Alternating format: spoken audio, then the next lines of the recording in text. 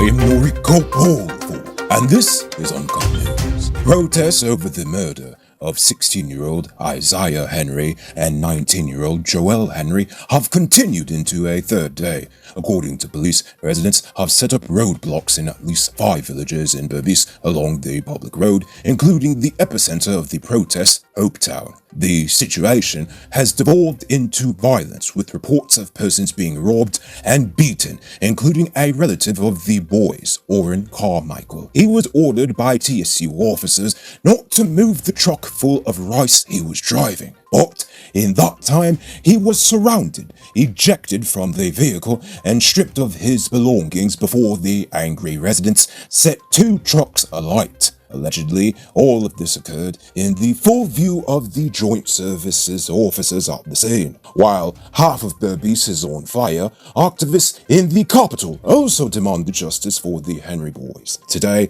hundreds of demonstrators picketed at the Coffee Square in Georgetown in a silent protest. While several members of the opposition were present at the protest, they were not leading the protest, as it was an organically organized protest by ordinary young people demanding justice. As of this afternoon, the police have brought another 2 persons into custody, bringing the total number thus far to 7. Friends, the situation in Berbice is deteriorating, and it doesn't look good. If President Irjag really wants to show some leadership, he, Mark Phillips, and Brokadown Ben should go down there with the whole security team, talk to the family with no cameras, no media, none of that, and see how to help them in this time. Then head down to that protest himself and talk to the people. Ask them why are they so hurt and what can be done to calm the community. These aren't criminals, these are people who are so hurt they are even attacking the victim's family. Any leader who has the balls to step into the fire when it's literally raging is deserving of my respect. ExxonMobil has made its 18th discovery offshore Guyana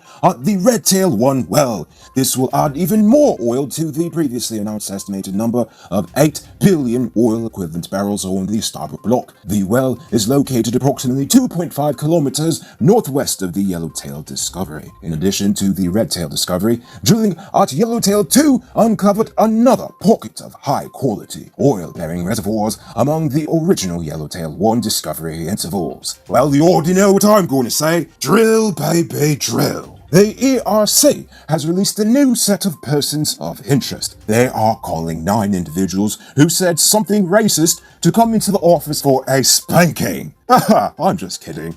They just want to talk to them. But one of the 9 names sticks out. That is Britnell Ashley, the long-time PPP-aligned REO for Region 1. I don't know what he said, but if the ERC wants to see you, then I guess it's pretty bad. You've always dreamed of owning your own car, but it seems like your foot is destined to be on the tar. Change your destiny. Bring your $800,000 savings down to BM Soto Auto Sales at Lot 9 Corolla Street, Georgetown. Tell them Noriko sent you to find out about their loan option, or call them on telephone number 231-8451. BM Soto Auto Sales, it's your turn to drive. And on the same day that the ERC told an REO to come in to talk about his racist comment online, President Irjag said that he will use all that is in his power to end racism online, which is probably going to be about as effective as a roof made of mosquito netting. Anyway, he said that they will use the Racial Hostility Act, the Cybercrime Act, and other penalties to punish those who say racist things on social media. Some may think this is a good idea, but it scares me, to be honest. I didn't support when APNU passed the cybercrime bill because the language is too loose, which may lead to the government abusing its authority. And let's be real, when doesn't the government abuse its authority? Police are currently investigating the armed robbery of a 57-year-old woman of Annandale, East Coast Demerara, who was robbed of her valuables and cash after exiting a Route 44 minibus on Monday evening. She was attacked by 3 men on bicycles, one of whom was armed with a handgun. The suspects escaped and no arrests have been made.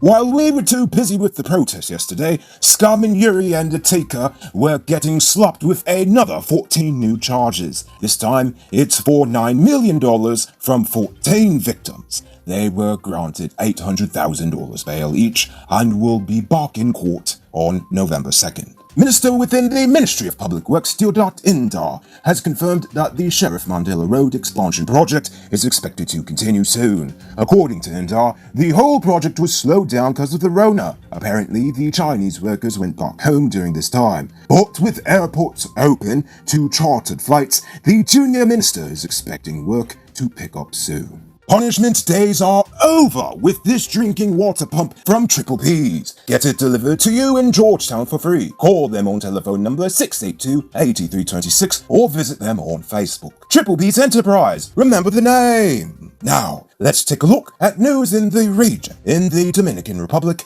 the National Board for Migration and Refugees Coordinator on Monday informed that about 70,000 of Haiti's citizens have returned home voluntarily because of the lack of employment and access to health services. The Dominican Republic does not have a record of Haitians with the virus or Haitians killed from the pandemic, since foreigners are not even considered for testing. How cruel. In Jamaica, investors tend to trade stocks lower during the month of the general election, but not so this time around. There was a rise in the JSE combined index both on the day of the polls and the day after. Jamaica's stock market nearly always dips at election time, regardless who wins. The largest decline was in 2002 when PJ Patterson of the PNP won the election. I wonder if the same trend is true here. Yes, we do have a stock market, just in case you didn't know. The sight of a huge oil tanker that has taken on water and is leaning to one side in the Gulf of Paria on Venezuela's coast has triggered international calls for action. After years of neglect,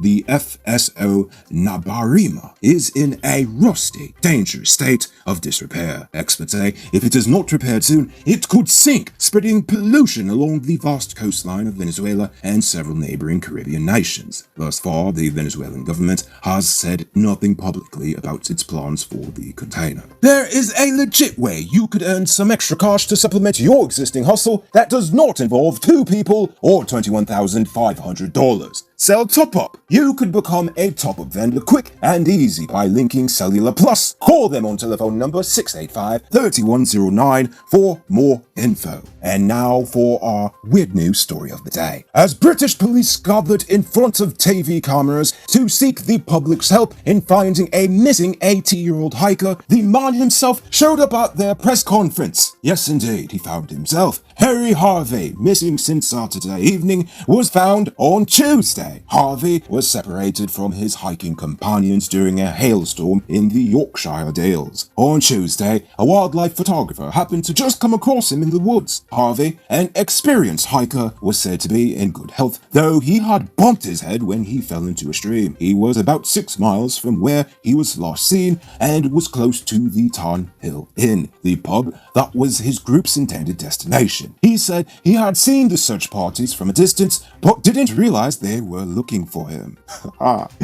Moving on to our Uncut News Viewers Poll question of the day. Every day we pose a question about current events in Guyana, the region, the diaspora, and how you feel it relates to us. So, you give your responses in the comments and we'll read the best ones in the following episode. Yesterday's question was about the ERC and what should be done with it.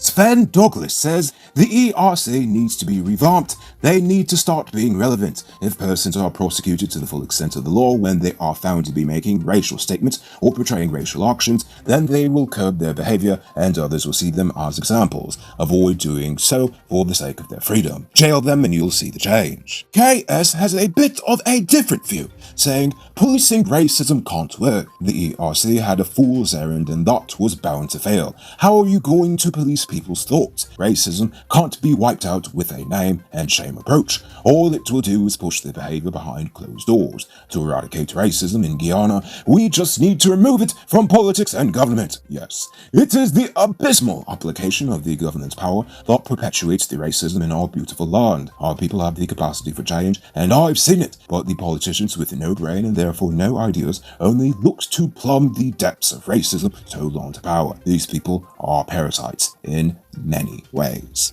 Damn straight. And Oliver Sanderford says, I think the entire ERC should be restructured. All managers and supervisors should be removed from their position. We can't see a change if the same individuals are in these positions. They are always silent on racial issues plaguing Guyana, never want to take charge and deal with the issues directly. We need a body that would take racism seriously. If the government is serious about racism, they need to enforce the laws no matter the race. Good answers, people. So tonight I leave you with this question. The budget presentation is expected to be delivered tomorrow. Is there anything in it that you are looking to be included? Think about that question and tell us in the comments below. If your response is good, we just might feature it in Wednesday's episode. Anyway, that's all the time we have for tonight. Check us out tomorrow for another. Until then, I'm Noriko Bullford saying good night, folks.